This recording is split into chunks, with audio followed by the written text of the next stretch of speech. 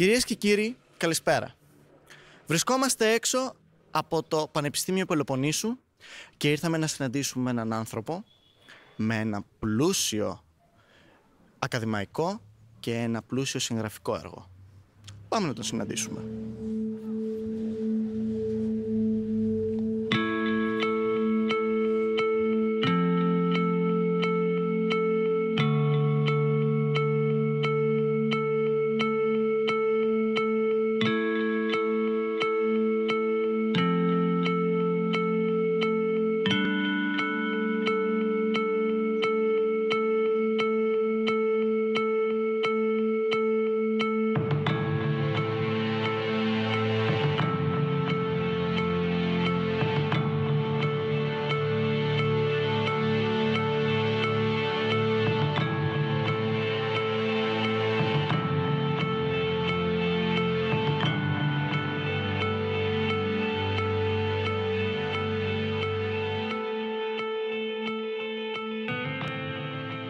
Βρισκόμαστε στο Πανεπιστήμιο Πελοποννήσου και δίπλα μου έχω τον καθηγητή και πρόεδρο του Τμήματος Ιστορίας, Αρχαιολογίας και Διαχείρισης Πολιτιστικών Αγαθών, τον κύριο Θανάση Χρήστου.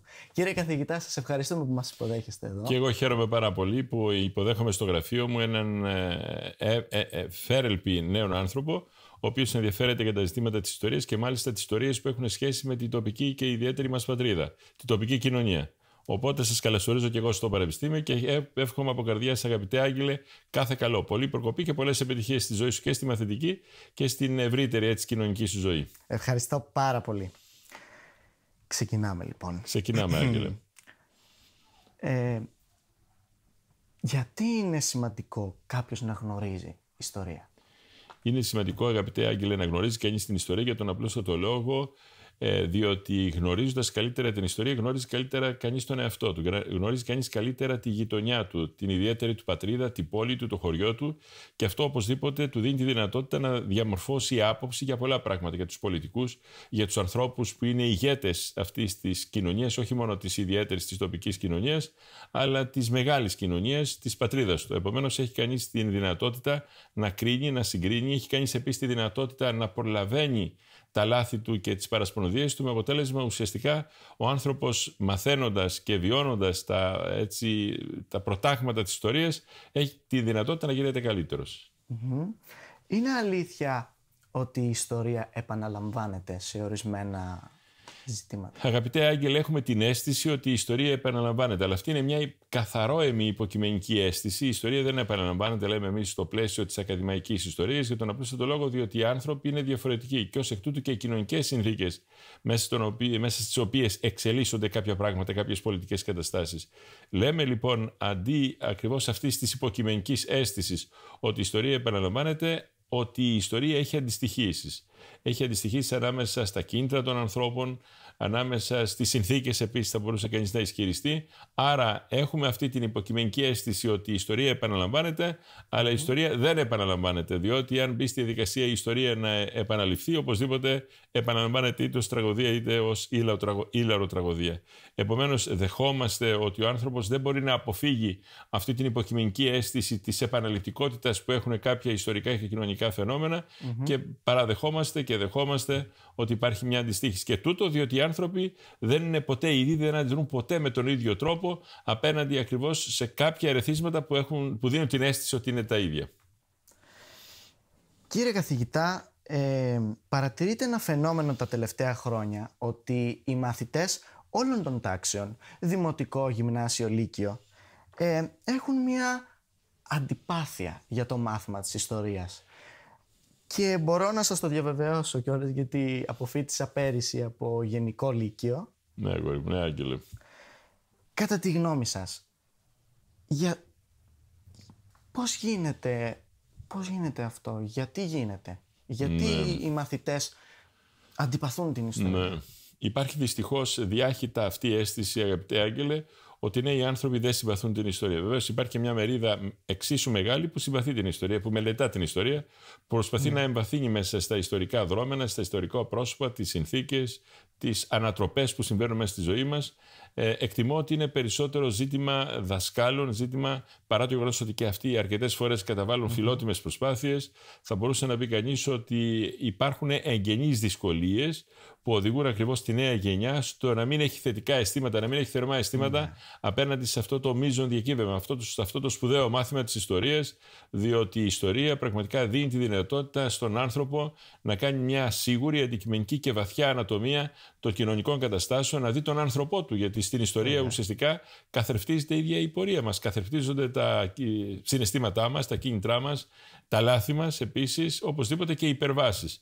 Επομένως, εκτιμώ ότι θα πρέπει να κινηθούν όλες οι συνιστώσεις που εμπλέκονται στο ζήτημα της διδασκαλίας της ιστορίας, να δουν ακριβώς οι δάσκαλοι που πρέπει να δώσουν ακόμα περισσότερο τον καλύτερό τους σε αυτό, και οπωσδήποτε και η οικογένεια παίζει πολύ σημαντικό ρόλο, όπως επίσης και η σχολική εκπαίδευση, διότι μην ξεχνάμε ότι τα ισχυρότερα μαθήματα και αυτά τα οποία αφήνουν βαθιά ένα αποτύπωμα στη ψυχή των ανθρώπων είναι τα μαθήματα ιστορίας, τα οποία παίρνουμε κυρίως από το σχολείο. Γι' αυτό λέμε ότι η σχολική ιστορία καταλαμβάνει ένα σημαντικό μερίδιο αυτού του πανοράματος που λέμε γνώση της ιστορίας. Οπωσδήποτε ακόμα πιο μεγάλη είναι η δημόσια ιστορία, αλλά οπωσδήποτε και η σχολική ιστορία θα μπορούσε κανείς να ισχυριστεί ότι είναι ένα έτσι βαθύ και ευρύ πεδίο όπου ο άνθρωπος μαθαίνει την ιστορία, και φυσικά τελευταία και καταϊδρωμένη έρχεται η ακαδημαϊκή ιστορία. Ό,τι μαθαίνει κανείς στο πανεπιστήμιο είναι ένα πάρα πολύ μικρό τμήμα αυτού ακριβώς του πανοράματος της γνώσης, της βαθιάς γνώσης, αλλά και της διδασκαλίας της ιστορίας. Αλλά οπωσδήποτε ευχόμαστε αυτό το μικρό τμήμα που κατέχει η ακαδημαϊκή ιστορία να γίνει τελικά κτήμα των πολλών. Κτήμα και της σχολικής ιστορίας και της δημόσιας ιστορίας. Μπορώ να σας πω ότι τα τελευταία 5 χρόνια ο κόσμος μαθαίνει πολύ ιστορία από τις ηλικίες 30, 35 και 40 και άνω. Δηλαδή οι νέοι δεν μαθαίνουν ιστορία από το σχολείο. Το βιβλίο της ιστορίας απλά το κρατάνε στο ράφι και εκεί σκονίζεται. Μαθαίνουν από το ίντερνετ, μαθαίνουν από εσάς, τους ακαδημαϊκούς ιστορικούς, μαθαίνουν την κυρία Ευθυμίου από εσάς, και μετά από 20 χρόνια, αφού απομακρύνονται από το εκπαιδευτικό μας σύστημα, βγάζουν μια αγάπη για την ιστορία. Δηλαδή βρίσκουν μια ζωή που είχαν χάσει πριν. Είναι πολύ ωραίες σκέψεις σου αυτές, Άγγελα, και χαίρομαι πολύ που το ακούω από έναν άνθρωπο, από έναν εκπρόσωπο της νέας γενιάς, ο οποίος βρίσκεται στη φάση των μεταλικιακών του, θα μπορούσε να πει κανείς, σπουδών, ή των μεταλικιακών του αναζητήσεων και ζυμώσεων. Οπωσδήποτε οι άνθρωποι που οριμάζουν μετά τα 30-35 χρόνια της ζωής τους αναζητούν πραγματικά με πάθος και ζήλο την γνώση, τη βαθιά γνώση, τη βαθιά μελέτη της ιστορίας, και ως εκ τούτου και τη βαθιά γνώση της ιστορίας, και αυτό πραγματικά είναι το παρήγορο και πολύ θετικό. Ωστόσο, δεν μπορεί κανείς να παραβλέψει το γεγονός ότι στο πλαίσιο των μαθητικών χρόνων ο άνθρωπος πραγματικά μπορεί να μην δείχνει το πρεπούμενο ενδιαφέρον, αλλά σε κάθε περίπτωση αυτά τα οποία διαχέονται στη καθημερινότητά του, στη σχολική πράξη, στη διδακτική πράξη, αφήνουν ένα αποτύπωμα έντονο. Παρά το γεγονός ότι υπάρχει μια διαφορία, και υπάρχουν πολλοί λόγοι το παιδί σε αυτή την ηλικία, την ευαίσθητη, ξέρω εγώ, των 12, των 15, των 18 χρόνων, να ενδιαφέρεται, λόγω του ότι αν μετά τα 14, 15, τα 13 ο άνθρωπος μπαίνει, το παιδί μπαίνει στην φάση της εφηβείας, όπου είναι μια περίοδος πολύ έντονη συναισθηματικών ζυμώσεων και πολύ σημαντικών διεργασιών, και ευαίσθητο οπωσδήποτε, με αποτέλεσμα ο άνθρωπος ουσιαστικά να στρέφει το ενδιαφέρον του σε άλλα ζητήματα, σε άλλα πεδία γνώσης πέραν της ιστορίας. Ωστόσο, μπορεί κανείς να ισχυριστεί με βεβαιότητα ότι η σχολική ιστορία τελικά αφήνει το αποτύπωμα το οποίο θα το συνοδεύει σε όλη του τη ζωή. Παρά το γεγονός, επαναλαμβάνω, ότι αυτά τα ίχνη της εκμάθησης της ιστορίας κατά τη διάρκεια των σχολικών χρόνων μπορεί να είναι αρκετά αχνά, ιδιαίτερα στα τελευταία χρόνια, όπως ισχυρίζεσαι. Ωστόσο, σε κάθε περίπτωση η σχολική ιστορία, αυτά που μαθαίνουμε κατά τη διάρκεια των σχολικών μας χρόνων, μας επηρεάζουν και μας διαμορφώνουν σε σημαντικό βαθμό.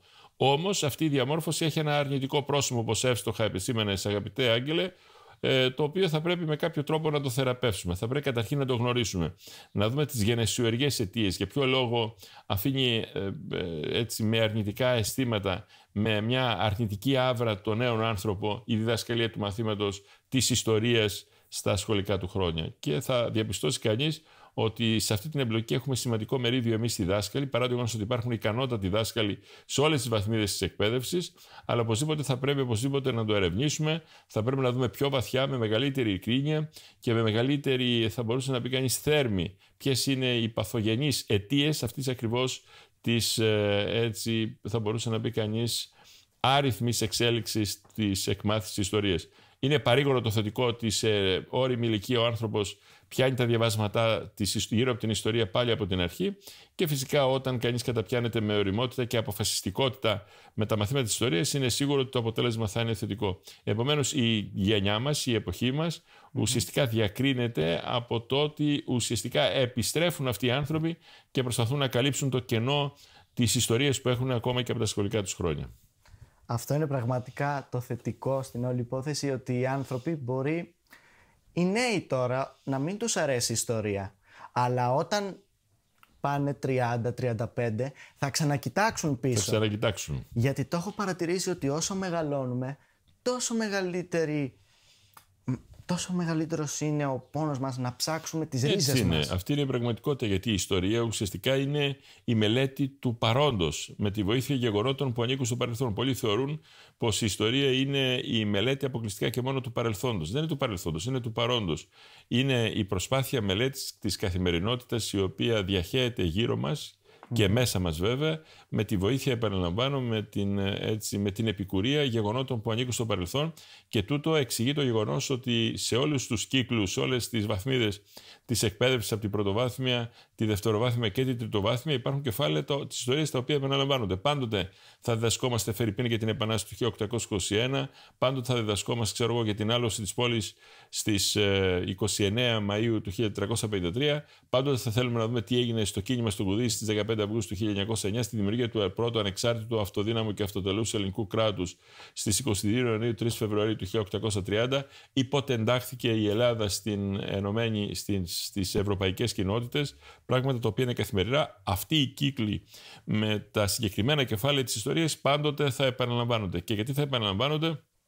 Διότι κάθε φορά μια καινούργια γενιά που έρχεται στη ζωή έχει διαφορετικά ερωτήματα πάνω σε αυτά τα ιστορικά κεφάλαια.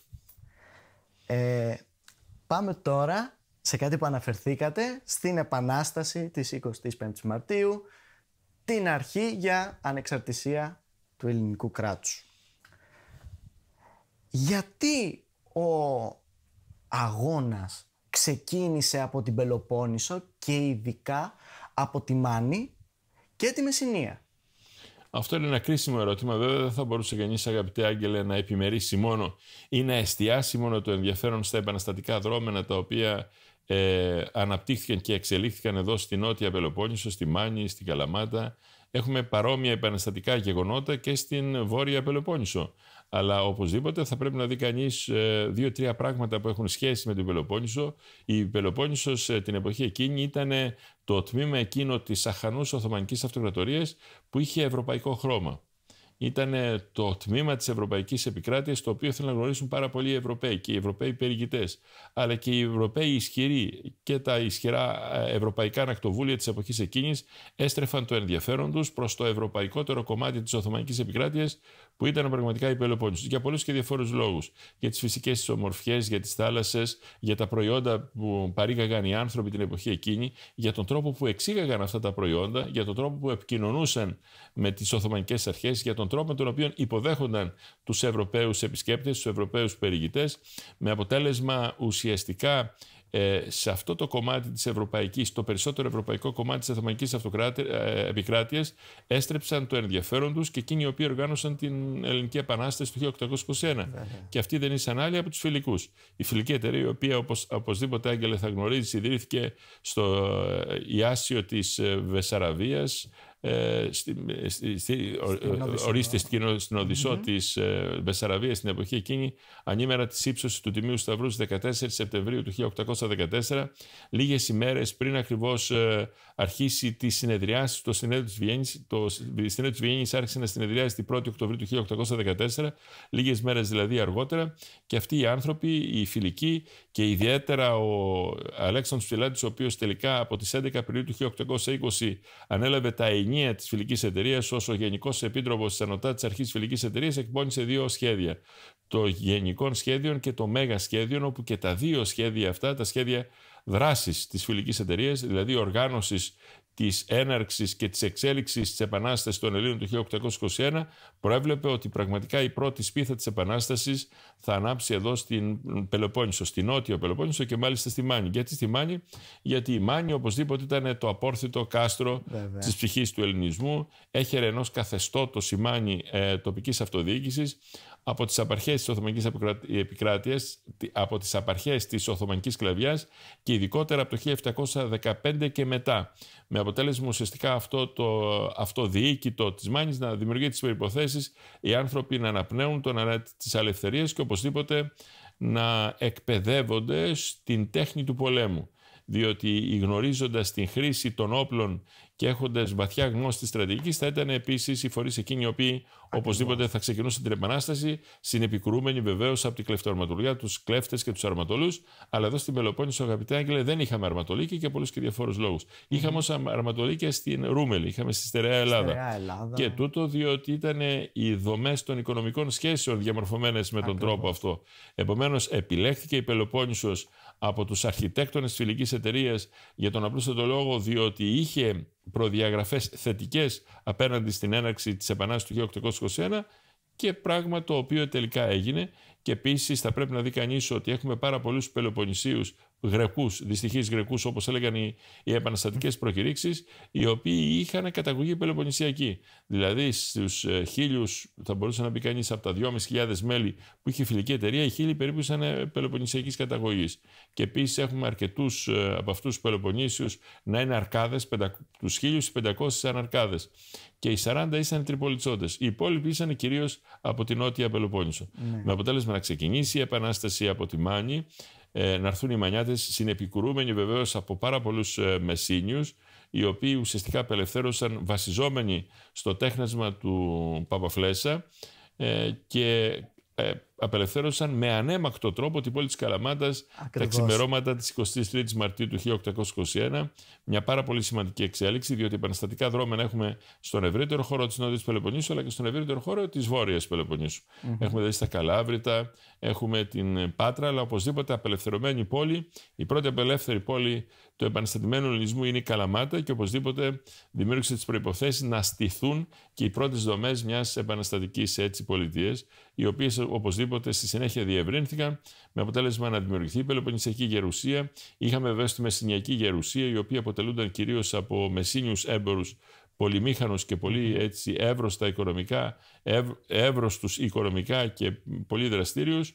Και οπωσδήποτε θα πρέπει να δει κανείς ότι αυτό ήταν ένα γεγονός παρήγορο και πολύ θετικό που δημιούργησε τις προϋποθέσεις οι Έλληνες να αναθαρρύσουν, να ανέβει το ηθικό τους και οπωσδήποτε να προχωρήσουν στις επόμενες πράξεις, που ο επόμενος καθοριστικός σταθμός ήταν η πολιορκία και η απελευθέρωση της Μονεμβάσιας στις 23 Ιουλίου του 1821 και φυσικά η άλωση της Τριπολιτσάς 6 μήνες μετά, 23 Μαρτίου, 23 Σεπτεμβρίου του 1821, που ουσιαστικά η άλωση της Τριπολιτσάς εκείνη τη μοιραία Παρασκευή για τους Τούρκους, για τους Οθωμανούς, δημιούργησε τις προϋποθέσεις να μπορούν να πούν οι επαναστατημένοι Έλληνες ότι τώρα η Επανάσταση επιβλήθηκε σε στρατιωτικό επίπεδο.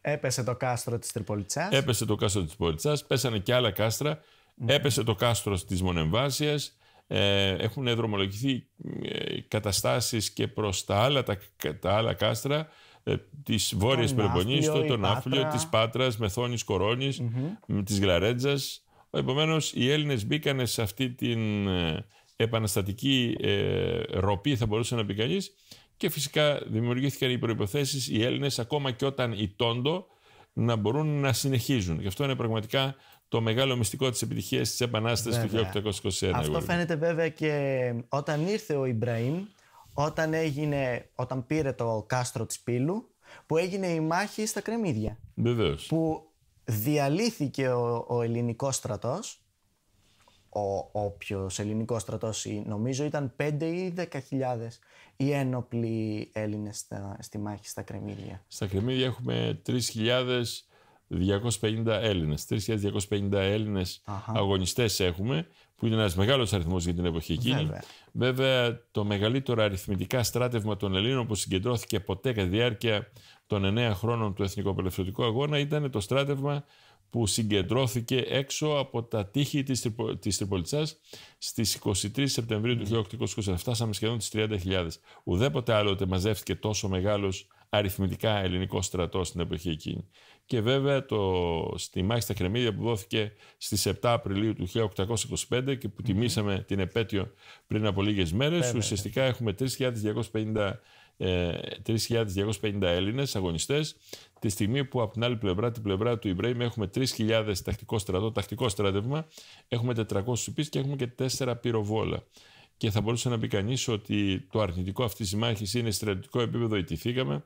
Ιτηθήκαμε λόγω των κακών καταστάσεων του εμφυλίου πολέμου της περίοδου 1823-24-25, που ασφαλώς έχει σχέση με το ότι αυτή η κακοδαιμονία να αντικαθρεφτιστεί στο γεγονός ότι ο Γεώργιος Κουντουριώτης, ο οποίος ήταν επικεφαλής της κυβέρνησης, επέλεξε τον Κυριάκο Σκούρτη, Ακριβώς. ο οποίος ήταν θαλασσομάχος και πολύ αποτελεσματικός στα ζητήματα της θάλασσας, με μια αναγνωρισμένη ναυτοσύνη, ωστόσο δεν είχε τη δυνατότητα να διεξάγει ως αρχηγός ενός εκστρατευτικού σώματος μια τέτοια εκστρατεία, δίνοντας μάλιστα τα παραγγέλματα στην θαλασσινή διάλεκτο. Με αποτέλεσμα ουσιαστικά να σφαγιαστούν πολλοί Έλληνες. Έχουμε περίπου στους 600 Έλληνες οι οποίοι πέφτουν στο πεδίο της μάχης.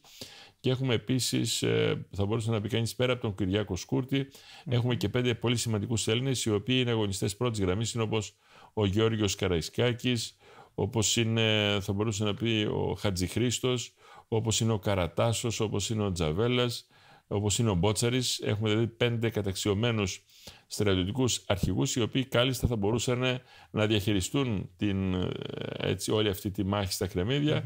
Όμως το αποτέλεσμα είναι σκληρό και επίσης πολύ αληθινό, με αποτέλεσμα ουσιαστικά να ξυπνήσουν από το λίθαργο, να ξυπνήσουν από αυτή την υπνότουσα κατάσταση που είχε δημιουργηθεί εξαιτίας των 2 εμφυλίων της περίοδου 1824-1825. Βλέπουμε ότι μετά την έλευση του Ιμπραήμ στην Πελοπόννησο δεν πολεμάνε Έλληνες εναντίον Τούρκων. Πολεμάνε οι στρατηγοί του Μεγάλου Ναπολέοντα, που είχε φύγει από τη ζωή ήδη από το 1815, Μάλιστα, με άτακτους Έλληνες. Ο Ναπολέοντας πεθαίνει το Μάιο του 1821, αλλά ουσιαστικά είχε χάσει το 1815 στις 18 Ιουνίου την μάχη στο Βατέρ, την αναμέτρησή του με τους Ευρωπαίους στην περίφημη μάχη στο Βατερλό 18 Ιουνίου του 1815. Είχε φύγει πλέον από το πολιτικό και στρατιωτικό προσκήνιο. Οπωσδήποτε οι Έλληνες, όταν βρίσκονταν σε αυτή την εμφύλια διαμάχη, μάχονταν ο ένας τον άλλον και όχι τον Τούρκο δυνάστη ή τους Αιγυπτίους. Οπωσδήποτε όμως ήταν ένα πάρα πολύ σημαντικό και από αυτό το λίθαργο ουσιαστικά τους σήκωσε, τους κινητοποίησε η περίφημη μάχη στα Κρεμμύδια στις 7 Απριλίου του 1825, με αποτέλεσμα να ακολουθήσουν και άλλες ήττες, όπως η ήττα στην μάχη της Φακτηρίας στις 26 Απριλίου και στο Μανιάκι κιόλας στις 20 Μαΐου του 1825. Με αποτέλεσμα, αν δεν ήταν εκεί ο Παπαφλέσσας, ο οποίος πήρε την πρωτοβουλία να δώσει τη Λεωνίδιο μάχη, τα πράγματα θα ήταν δύσκολα. Θυσιάστηκε βεβαίως και με το αίμα του, όπως λένε κάποιοι πολύ επικριτικοί απέναντί του, είπαν ότι προσπάθησε να αποπλύνει τον ρήπον των προτέρων των αμαρτημάτων.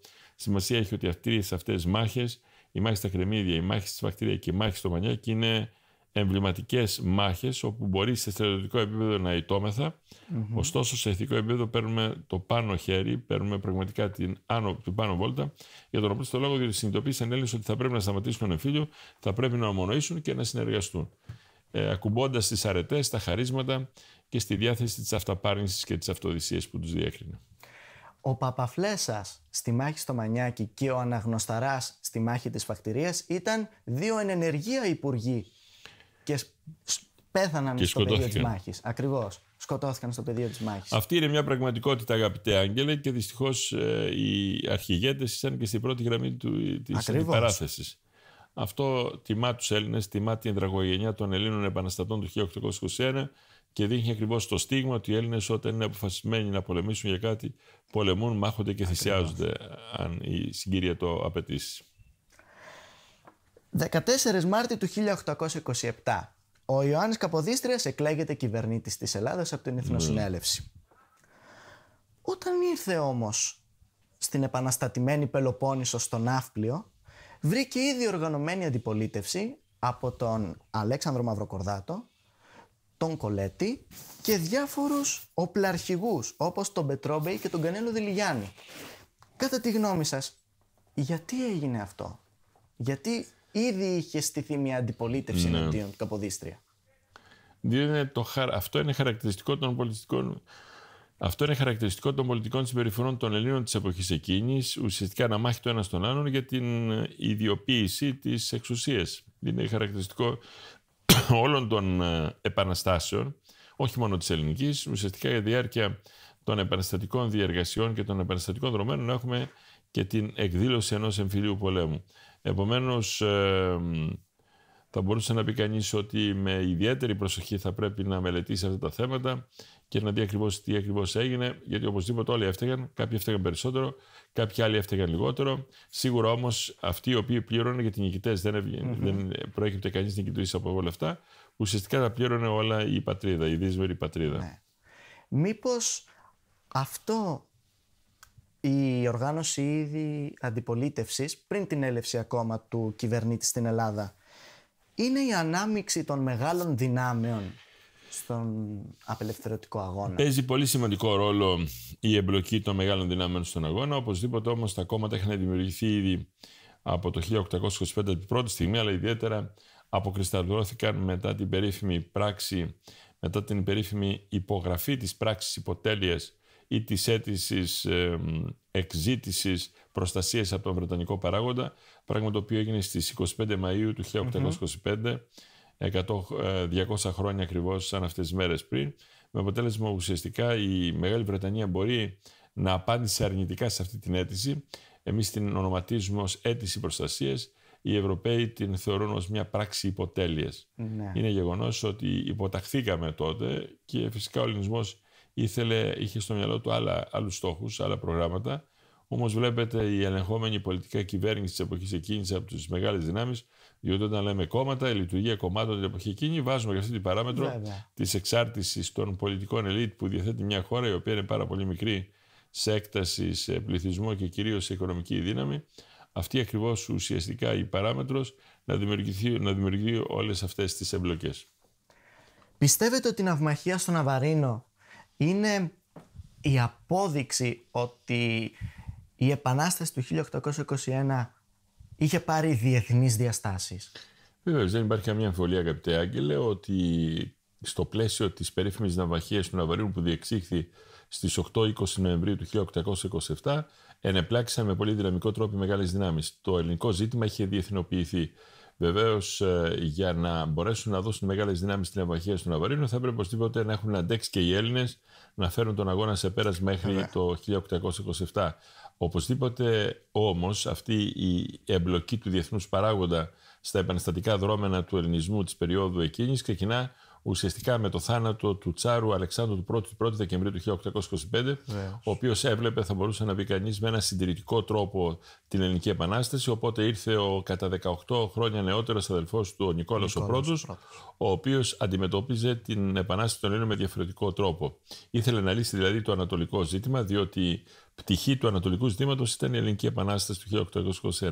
Ήθελε να λύσει λοιπόν το ανατολικό ζήτημα με δυναμικό τρόπο. Και σε αυτή την έτσι προοπτική η θαλασσοκράτηρα Μεγάλη Βρετανία έστειλε τον Wellington, τον επικεφαλής της αντιπολίτευσης, στην Αγία Πετρούπολη, που ήταν η πρωτεύουσα της Τσαρικής Ρωσίας στην εποχή εκείνη, να παρευρεθεί στην κηδεία του Τσάρου Αλεξάνδρου του Πρώτου και να βολιδοσκοπήσει τον νέο Τσάρο, τον Νικόλαο τον Πρώτο, σχετικά με τις προθέσεις του περί της επίλυσης της Ελληνικής Επανάστασης. Και εκεί κατάλαβε ο Wellington, ο βρετανικός παράγοντας, ότι οι Ρώσοι πρόκειται με δυναμικό τρόπο να κινηθούν από μόνοι τους στην επίλυση της Ελληνικής Επανάστασης. Και γι' αυτό όλες αυτές οι ζυμώσεις οδήγησαν στην υπογραφή του περίφημου πρωτοκόλλου της Αγίας Πετρούπολης στις 4 Απριλίου του 1826, ένα πρωτόκολλο το οποίο υπέγραψαν αυτές οι δύο δυνάμεις, η Μεγάλη Βρετανία και η Τσαρική Ρωσία, και φυσικά αποτελεί ουσιαστικά μια ρογμή στο πλαίσιο της Ιεράς Συμμαχίας στην εποχή εκείνη, μιας και οι δύο αυτές δυνάμεις θα ενημέρωναν και τις υπόλοιπες μεγάλες δυνάμεις στην εποχή εκείνη σχετικά με το αν ήθελαν να εμπλακούν και εκείνες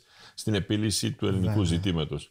Φυσικά αυτό έγινε, αλλά τελικά ανταποκρίθηκε μόνο η Γαλλία, με αποτέλεσμα ένα χρόνο αργότερα, στις 6 Ιουλίου του 1827 να υπογραφεί από τις τρεις μεγάλες δυνάμεις, την Αγγλία, τη Γαλλία και τη Ρωσία, η περίφημη συνθήκη του Λονδίνου, η οποία στο μυστικό πρωτόκολλο προέβλεπε και την εμπλοκή σε στρατιωτικό επίπεδο. Δηλαδή θα έπρεπε μέσα σε ένα μήνα να σταματήσουν οι εχθροπραξίες ανάμεσα στους εμπόλεμους Έλληνες και στην Οθωμανική Αυτοκρατορία, πράγμα το οποίο αποδέχτηκαν αμέσως οι Έλληνες. Φυσικά δεν αποδέχτηκαν οι Οθωμανοί την εποχή εκείνη, οι οποίοι τεχνιέντως υποκινούνταν από την Αυστρο-Ουγγαρία.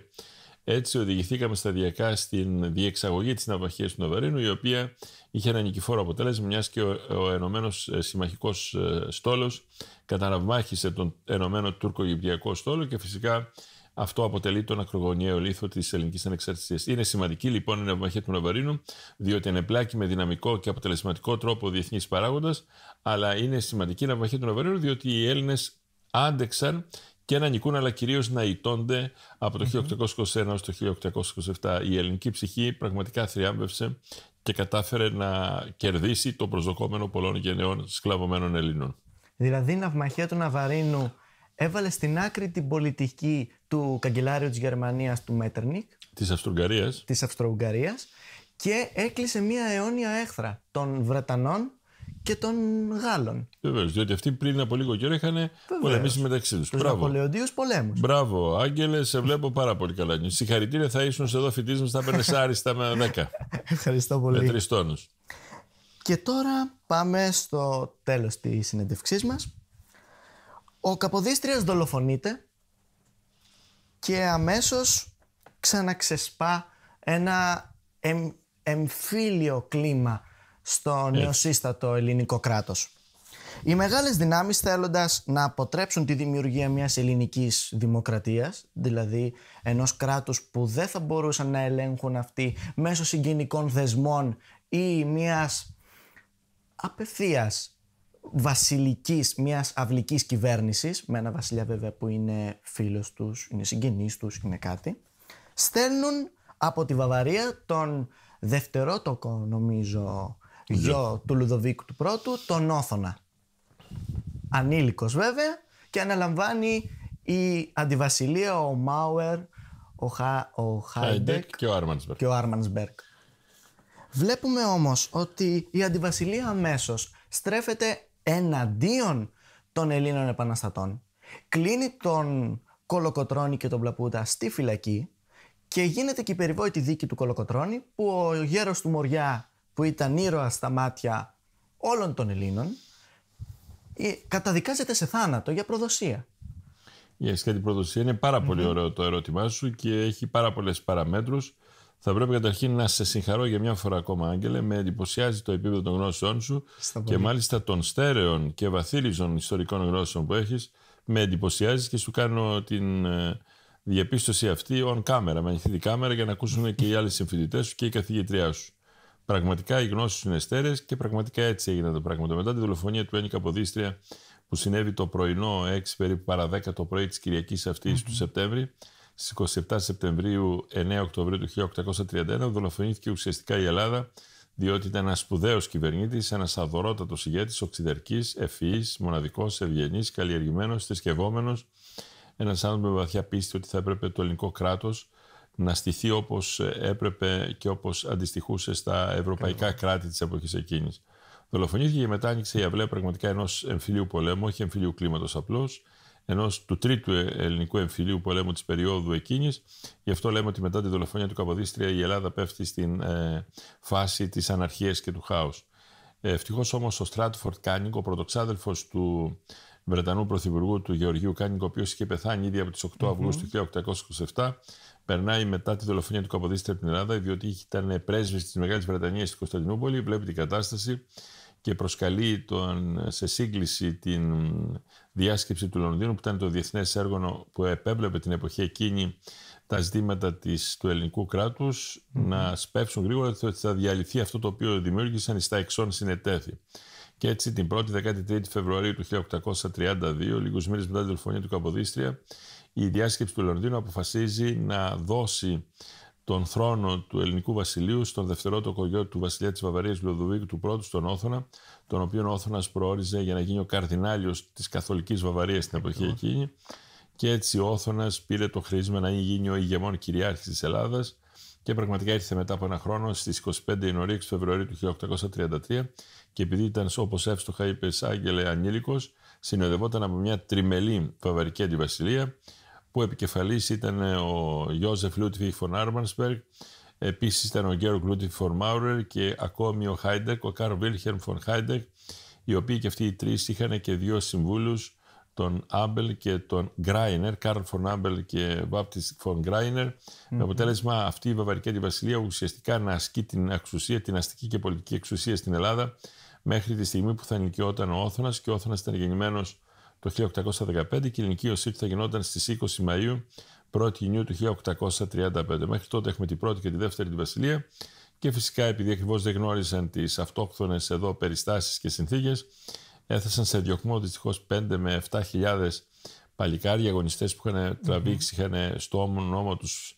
τραβήξει πάρα πολλά για να απελευθερώσουν αυτόν τον τόπο, οι οποίοι έφυγαν και πήγαν στην Οθωμανική Αυτοκρατορία, αλλά προσπάθησαν και οι Βαβαροί, για να μην τους αδικούμε, να στήσουν ένα κράτος με πολλά προβλήματα, αλλά φυσικά μέσα σε αυτή την κομματική διαπάλη, διότι αναπτύχθηκε στους κόλπους της αντιβασιλείας, έχουμε έναν διχασμό της βαβαρικής αντιβασιλείας ανάμεσα στη Γαλλική μερίδα και στη Βρετανική μερίδα. Η Βρετανική μερίδα αντιπροσωπευόταν ουσιαστικά από τον Άρμανσμπεργκ, η Γαλλική από τον Μάουρερ και τον Χάιντεκ, με αποτέλεσμα θύμα αυτής της διαπάλης να πέσει ο Θόδωρος Κολοκοτρώνης με τον Πλαπούτα, οι οποίοι συνελήφθησαν και φυλακίστηκαν στις 18 Σεπτεμβρίου του 1833 και λίγους μήνες αργότερα, 6 μήνες αργότερα, το Μάρτιο του 1834, από τον Απρίλιο του 1800 έως 26 Μαΐου του 1834, για ένα 1,5 μήνα περίπου, δικάστηκαν και καταδικάστηκαν δύσεις θάνατον. Αντιλαμβάνεστε, να δικάζει και να καταδικάζει δύσεις θάνατον η ελληνική πολιτεία, το ελληνικό κράτος, τον άνθρωπο ο οποίος έφερε στους ώμους του